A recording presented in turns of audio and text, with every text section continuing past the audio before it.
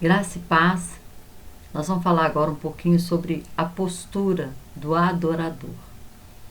Do adorador. A mulher samaritana falou com Jesus assim, está lá em João 4, né? Senhor, nós adoramos aqui neste monte. Os judeus dizem que é em Jerusalém.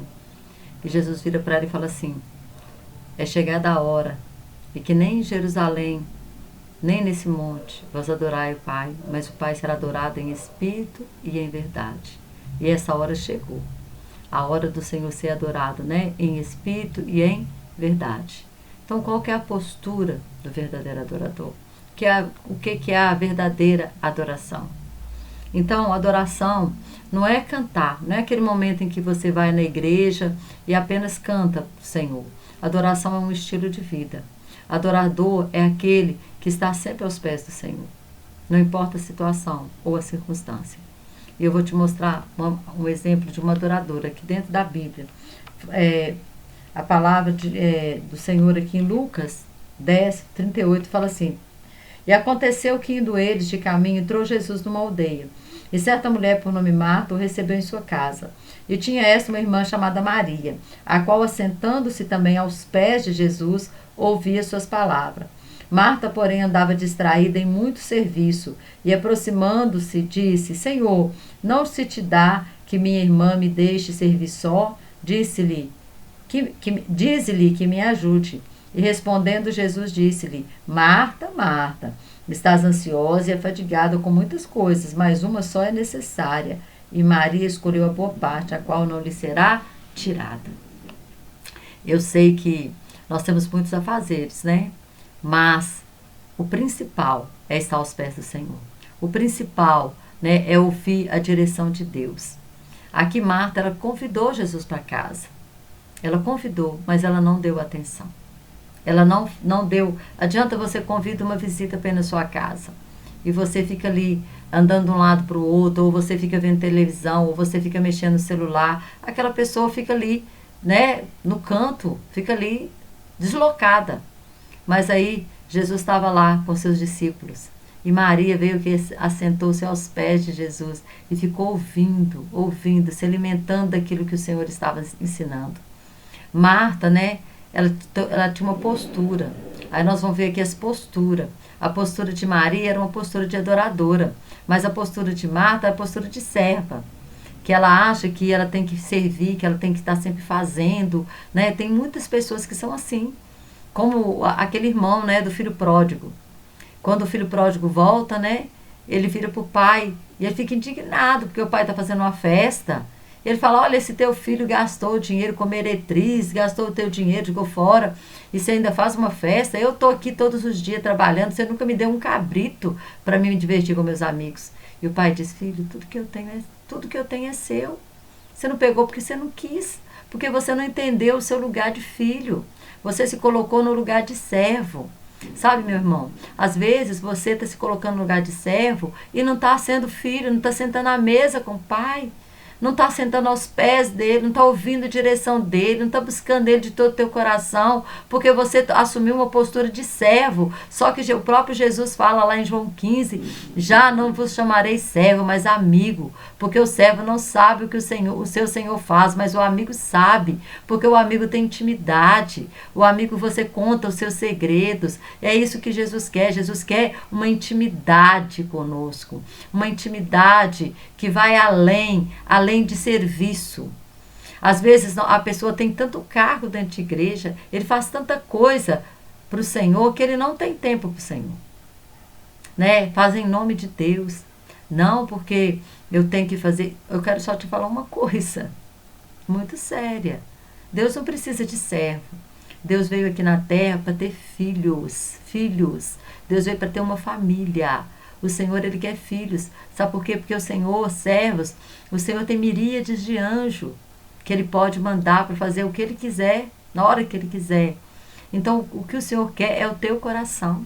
Porque quando o Senhor, ele tem o nosso coração, quando nós somos adoradores, nós damos o primeiro lugar para o Senhor, sabe o que acontece? Nós fazemos as coisas para ele por amor. Por amor. Né? A gente tem prazer em fazer. Mas o nosso maior prazer é sentar aos pés dele. Nós fazemos as coisas que na direção dele, porque nós temos intimidade com ele, porque nós adoramos ele, porque nós entramos na sala do trono, nós não ficamos no átrio, nós entramos no santíssimo lugar e nós nos derramamos diante dele, e tudo que nós fazemos é na direção dele, não é na direção do homem, porque muitas vezes o homem quer colocar fardo sobre nós, né? Fardos e fardos. Mas, porém, Deus, ele quer o quê? Que você ouça a voz dele. E quando você ouve, ele vai te direcionar para aquilo que você tem que fazer. Né? Eu acho tão interessante que às vezes você chega numa igreja, tá precisando de alguém para trabalhar no departamento infantil. Aí não sabe nem se você tem dom, se você tem aquele chamado, se o Senhor te chamou para aquilo. Mas não, aí você vai... Eu gosto de dizer que não existe ministério tapa-buraco, não. Não existe ministério tapa-buraco. Primeiro você tem que saber qual que é o seu ministério. E sabe como que você sabe disso? Aos pés do Senhor. Aos pés do Senhor. Nós sabemos que aos pés dele nós vamos ouvir direção, nós vamos entender, né, a voz dele, aos nossos ouvidos espirituais, eles serão abertos, a nossa visão espiritual vai ser aberta, nós vamos entender o que o Senhor tem para nós, e o que ele quer de nós, o que ele requer de nós. E muitas vezes, né, nós tomamos essa postura de Maria, de serva, e ela não saiu dessa postura. E o servo, ele anda ansioso. O servo anda fadigado, né? Porque tem tanta coisa para fazer. Nossa, eu tenho que fazer isso, tenho que fazer aquilo, tenho que fazer aquilo outro. Ele não descansa. O servo é assim. Ele está sempre ansioso, está sempre fadigado com muita coisa. Por quê?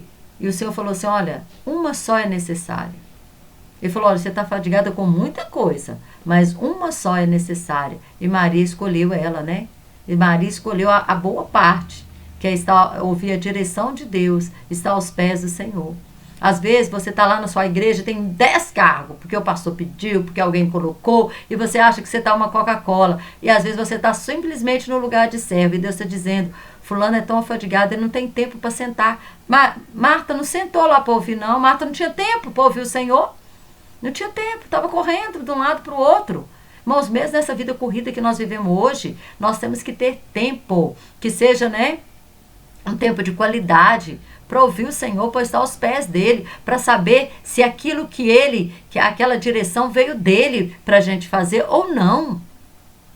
Porque senão, nós vamos estar simplesmente nos cansando, nos desgastando naquilo que Deus não nos mandou fazer.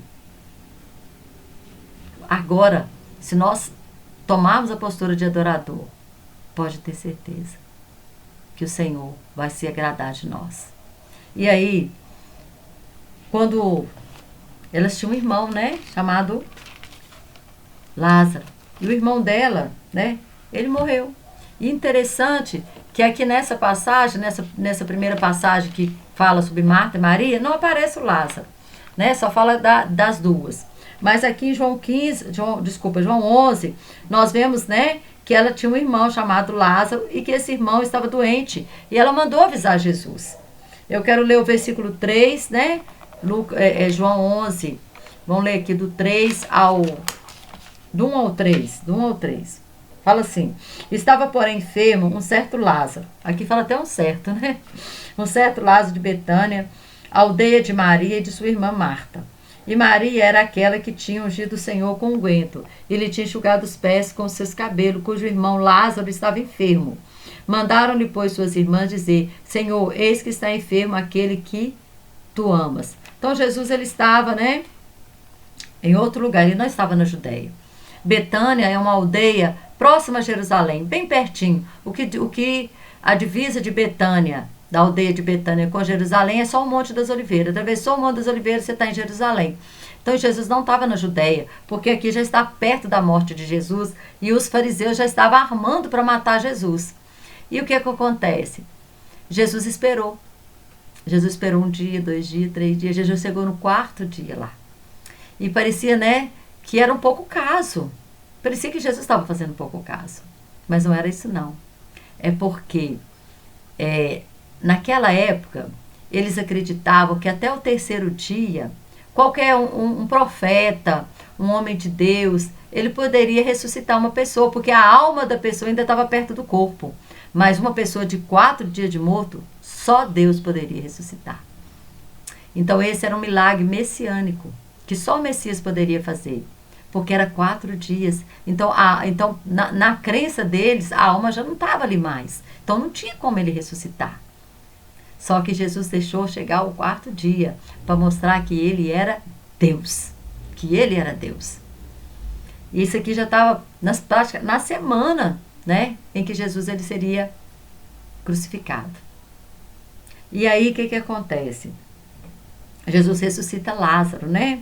Mas antes de ressuscitar Lázaro, quando Jesus chega ali, no verso 17, fala assim: chegando, pois, Jesus achou que já havia 4 dias que estava na sepultura. Ora, Betânia distava de Jerusalém quase 15 estádios. Chega a cerca de mais ou menos 3 quilômetros no máximo. E muitos dos judeus tinham ido consolar a Marta e Maria acerca do seu irmão. Ouvindo, pois, Marta que Jesus vinha, saiu-lhe ao encontro. Maria, porém, ficou sentada em casa. Disse-lhe, pois, Marta a Jesus: Senhor, se tu estivesse aqui, meu irmão não teria morrido. Mas também agora sei que tudo quanto pedires a Deus, Deus te concederá. Disse-lhe Jesus: teu irmão há de ressuscitar. E aí disse-lhe Marta: eu sei que há de ressuscitar na ressurreição do último dia. Disse-lhe Jesus: eu sou a ressurreição e a vida. Quem crê em mim, ainda que esteja morto, viverá. E todo aquele que vive e crê em mim nunca morrerá. Crê isto? Disse-lhe ela: sim, Senhor, creio que tu és o Cristo, o Filho do Deus, que havia de vir ao mundo. E dito isto, partiu e chamou em segredo a Maria, sua irmã, dizendo: o mestre está cá e chama-te. Marta, nós vemos que ela teve uma postura aqui, ela chegou para Jesus tipo uma cobrança, né? Ah, Senhor, se o Senhor estivesse aqui, meu irmão não teria morto. Jesus fala com ela: eu sou a ressurreição e a vida. Aquele que crê em mim, né, ainda que esteja morto, viverá. Você crê nisso? Ela fala assim: eu creio que o Senhor vai ressuscitar ele na ressurreição do último dia. Ou seja, eu não creio que o Senhor vai ressuscitar agora, não. E aí o Senhor pega e fala assim: olha, Marta, chama Maria, por favor. Chega, né? Chama Maria para mim, por gentileza. E aí Maria vai. Aí aqui no versículo, né, 27 fala assim: disse-lhe ela, o 28. E dito isso, partiu e chamou em segredo a Maria, sua irmã, dizendo: o mestre está cá e chama-te. Ela, ouvindo isso, levantou-se logo e foi ter com ele. Ainda Jesus não tinha chegado à aldeia, mas estava no lugar onde Marta o encontrara. Vendo, pois, os judeus que estavam com ela em casa e a consolavam, que Maria apressadamente se levantara e saíra. Olha para você ver, ela saiu apressadamente. O mestre te chama. Quando o mestre nos chama, querido, nós temos que ter pressa mesmo. E ao encontro dele logo. E aí dizendo, né, vai ao sepulcro para chorar ali. Os judeus falando, né, olha, vamos, né, ela vai no sepulcro. Tendo, pois, o verso 32, tendo, pois, Maria chegado aonde Jesus estava e vendo, lançou-se aos seus pés, dizendo-lhe: Senhor, se tu estivesse aqui, meu irmão não teria morrido. Jesus, pois, quando a viu chorar, e também chorando os judeus que com ela vinham, moveu-se muito em espírito e perturbou-se, e disse-lhe: onde o puseste? Disseram: Senhor, vem e vê. E Jesus chorou. Irmãos, olha a postura de Maria. Mais uma vez, ela se prostra aos pés de Jesus. Fala assim: Maria, tendo chegado, Jesus estava vendo, lançou-se aos seus pés. Irmãos, aquela mulher, ela estava com a alma, né, despedaçada. Por quê? Porque aqui não fala que eles tinham pais. Então, certamente, eles já deviam ter perdido os pais. Agora ela perdeu o irmão. E naquela época a mulher não trabalhava. A mulher não tinha pensão. Quem sustentava a casa era o homem. Então, quer dizer, ela tinha perdido os pais, agora ela tinha perdido o irmão, elas estavam perdendo o sustento da vida delas também. Mas ela não olhou nada disso, ela se lançou aos pés de Jesus. O verdadeiro adorador, ele adora Jesus no luto, ele adora Jesus na hora da bênção, da vitória. Ela estava lá em casa, quando Marta chama ela e ela convida Jesus para casa, estava tudo bem, mas ela estava aos pés de Jesus. Agora estava tudo mal e ela estava aos pés de Jesus. Estava tudo mal. E quando o verdadeiro adorador, ele move o coração de Deus. Por que ele move o coração de Deus? Que fala que quando Jesus viu isso, ela chorando assim, moveu-se muito em seu espírito e perturbou-se. E Jesus chorou. Jesus não chorou por causa da morte de Lázaro, não. Jesus chorou porque ele viu uma verdadeira adoradora. Ele reconheceu em Maria uma verdadeira adoradora, que no momento da dor, no momento do luto, no momento de tudo, de tá tudo desmoronando, ela se prostrou aos pés dele. Ela continuou prostrada aos pés dele. Isso moveu o coração de Deus. Eu quero te dizer que a verdadeira adoração move o coração de Deus.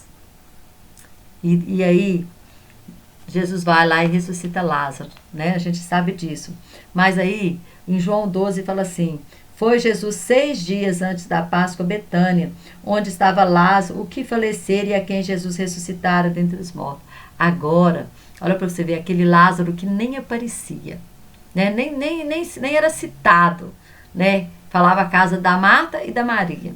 Agora ele estava sentado à mesa com Jesus. Ele morreu e ressuscitou.